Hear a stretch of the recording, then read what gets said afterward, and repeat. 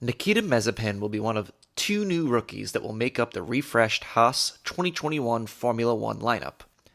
However, the young Russian driver brings more than his father's billions in backing. He also comes with the baggage of being a PR nightmare for the Haas F1 team. From the moment Haas announced Mazepin alongside of Mick Schumacher for 2021, they have been dealing with more PR issues than they had bargained for. Mazepin already comes into the team with a tricky past full of incidents that would be considered questionable. However, shortly after signing with the team, Mazepin released an ill-advised video of him seemingly groping a woman's breast in an automobile that he was riding in. Unfortunately for Haas F1, this started a strong online campaign against the young Russian driver. A now common hashtag of "We Say No to Mazepin" is a guaranteed response to every Haas social media post since the incident occurred. Haas have backed the driver and confirmed that he will be in the seat for 2021. So how can they manage their PR nightmare that feels like it will not go away anytime soon? To better understand Haas's PR options, we can look at other PR disasters and how they were handled. For example, NBA star the late Kobe Bryant was once accused of rape during his legendary NBA career. Here we can see him addressing these allegations with his wife by his side. Additionally, Brett Favre, one of the all-time NFL great quarterbacks, found himself in a similar PR crisis after he was accused of sending lewd pictures of himself to a New York Jets staffer. In the sports world, these PR issues are not uncommon. As it turns out, there is actually a lot of money, time, and legal representation whose primary function is addressing PR crisis in sports management. Let's take a look at some of these cases and how Haas F1 might use these management skills to slowly recover from the PR nightmare that Mazepin has caused the team. Let's get into it.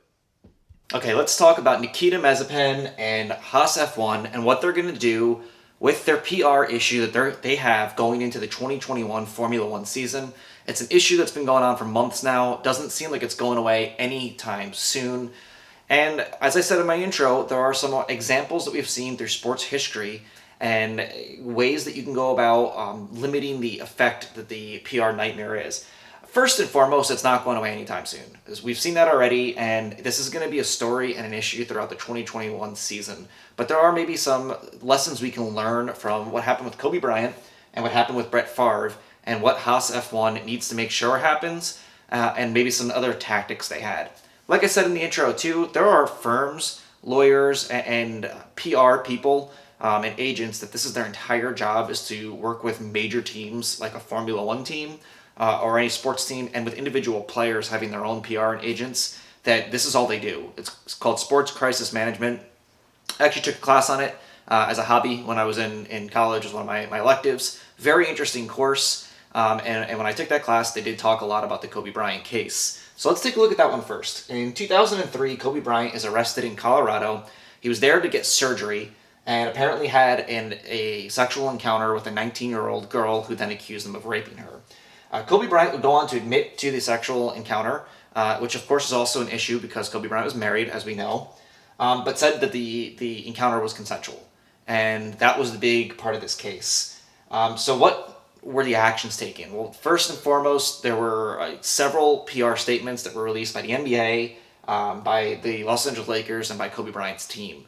And one of the biggest things that came out of this was, you saw in the intro, Kobe Bryant making the PR statement and apology to his fans, his team, and to the accuser for the encounter with his wife hand in hand. That was something that was really emphasized in that class as something that was absolutely very important, that his wife was right by his side there and was holding hands and supporting her husband, even though for her that must have been very difficult because there's an admitted issue of infidelity here attached to everything else in addition to the case.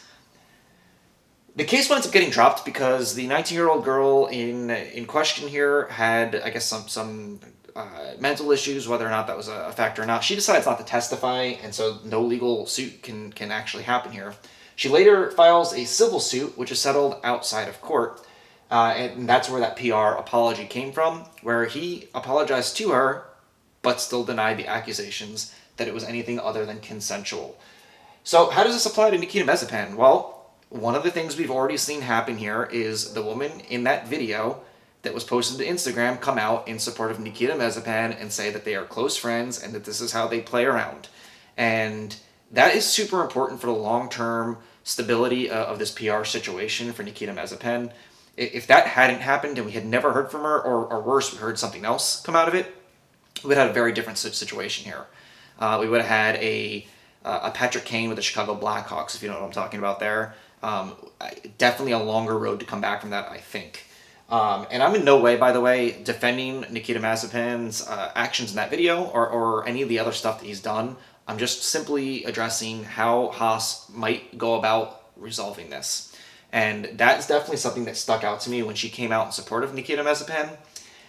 Kobe Bryant's wife being right next to him during this situation back in 2003 meant a lot for the PR ability to soften the blow and start moving forward past it. So what comes out after that? Kobe Bryant signs a 7-year, $136 million contract, regains his sponsorships with Nike, Spalding, and Coca-Cola, and when all is said and done, the only sponsors that he lost were Nutella and McDonald's. And if you fast forward to, unfortunately, Kobe Bryant losing his life in a tragic helicopter crash 1 year ago, completely celebrated athlete. Yes, this case came up in some of the news stories, but it was very much just a minor blip on the radar. One of my all-time favorite NBA players, I had his jersey, and an all-time Laker legend, and we'll talk about him being such a great guy. All the conversation that was had about Kobe Bryant was how he had his life in order, such a good guy, the Mamba mentality, all that stuff. This was a completely forgotten thing by the time he lost his life last year. And a lot of that had a lot of it happened because of how they approached this situation from a PR standpoint and a sports crisis management. Next up was Brett Favre, and I bring up Brett Favre because it's a very different way of approaching it.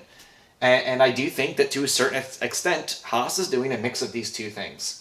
2008, Brett Favre allegedly sext messaged a Jets employee, a young female Jets employee, which is a big deal because Brett Favre was 40 or 41 at the time, a father and a grandfather already at this point.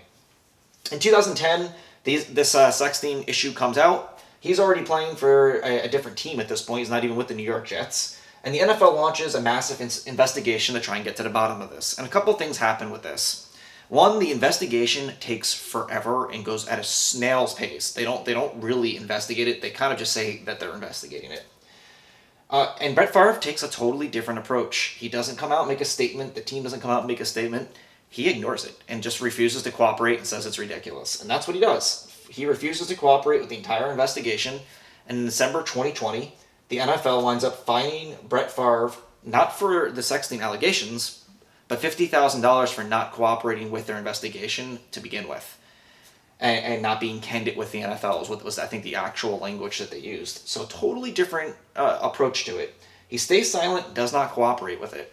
And I think when you look at what Haas F1 has done here, they have made a statement, so they haven't stayed totally silent, but they said everything's internal, and they're not letting us know anything else that's happened between Mazepin and that team. They're keeping it very in-house, and they're just ignoring all of this social media we say no to Mazepin stuff, and they're just going about it, their daily business like a normal F1 team would going into the season. And the fans that are posting this stuff on their social media site are getting no responses back, and it's a non-story for Haas anymore. And so what happens with Brett Favre coming out of this? He does lose most of his endorsements. He's in the last year of his career in 2010, and everyone drops him with the exception of Snapper and Wrangler. And Wrangler's a big one because that's actually one of his biggest sponsors. And being here in the United States, Brett Favre is on television constantly to this day in Wrangler commercials. Still, I see him all the time. Interestingly enough, though, we see the more time we get away from this 2010 issue, Foot Locker picks him up and has picked him up over the last few years. He's had commercials as recently as 2019 and maybe more recently that I haven't seen, but so he's still gaining endorsements. Brett Favre's constantly on NFL programming and constantly talked about being one of the greatest NFL quarterbacks of all time. And so what do we take away from these two issues? Well, we take away that Haas is kind of taking the best of both of these approaches. They've made some statements. They had the girl come out and defend Nikita Mazepin, but now they've been completely silent about it, and they're just moving on, not letting it be any kind of issue. So what can they do moving forward? Well, they need to make sure there's no more further PR issues with Nikita Mazepin. And unfortunately, with his track record and his history, that might not be easy to do, but it's going to be essential. If anything else happens, especially something that looks like it might be disrespectful towards women or anything like that, I don't think Haas can keep him as a driver. And I think that the way they announced Pietro Fittipaldi, I thought was super interesting this last week or two, because it's almost like a warning shot towards Mazepin, being like, hey, if you make a mistake, we have another driver ready to go, and the fans jumped on it. You saw it on social media. But I do think that if he stays clean here and has no more further major PR issues of any sort, not just towards women, we've seen that the biggest thing here is time. And that's just the God's honest truth with these things. These allegations are serious in both these cases, more so obviously the Kobe Bryant case, but time seems to heal all wounds. We seem to forget the issues here. I'm not saying that's a good thing or a bad thing. I'm just saying that's a fact of what's happened with sports crisis management issues in the past. Any of them, Richie Incognito with what was going on in the locker rooms in Miami, to the video of Ray Rice hitting his wife in a hotel elevator. This stuff just seems to disappear. These were big scandals. The news media picks it up. Everyone talks about it. Fans are outraged. But the truth is over time, people forget about it and forgive. And I think that's going to be what happens here with Haas, to be honest with you. One way, right or wrong, one way or another, if he doesn't have any further PR issues that are really glaring and out there, I think that Haas's silent treatment towards this situation, eventually when the season picks up and there's another story, something else will come out there, we'll forget about this, and we'll never fully forget about it. We never fully forgot about this. We never fully forgot about this. It's mentioned. It is a black mark on his reputation forever, but I don't think that mark is as serious as people seem to think it's going to be. It could be. It really could be. The world has changed a lot since these two situations happened, and that's a good thing, by the way. I'm glad that it has. But the truth is, when it comes to sports, likely, if he doesn't have any more PR issues, that's probably just going to be something that people mention as a reason they don't like him as a driver, but it's not going to be a reason why he loses his ride in F1. So I thought it was really interesting to take a look about how major sports teams in the industries of the NBA, the NFL, and Formula One go about dealing with these type of issues. And the truth of the matter is Nikita Mazepin's issue is probably a little bit less serious than both of these. And these two individuals have done just fine for themselves afterwards. So as much as we might not like what happened in that, and by all means, what a ridiculous video to post to Instagram. Completely boneheaded move to do, especially when you just get signed to an F1 team. It shows a huge lack of character and a lack of maturity, and that's probably saying the least about it. But is at the end of his career in Formula One or a major black mark that's going to really affect his career in F1? History says probably not. So anyway, thought I'd throw this video out there, just kind of some thoughts on it. It'll be very interesting. I'll be following him all season long, because if he makes another mistake, this changes, right? It all changes at that point. But if he doesn't, I do think that in 3-4 years down the line, we're just going to be talking about other things that we have issues with Mazepin on, and kind of forgetting about this overall. Let me know what you think in the comments. Will we forget about this? Do we still say no to Mazepin? Do we think that this movement is going to be enough to get him out of that seat? Maybe Pietro Fittipaldi in there eventually? Let me know what you think. And of course, if you like the content, please give me a like and subscribe, and I'll see you in the next video. Thanks for watching.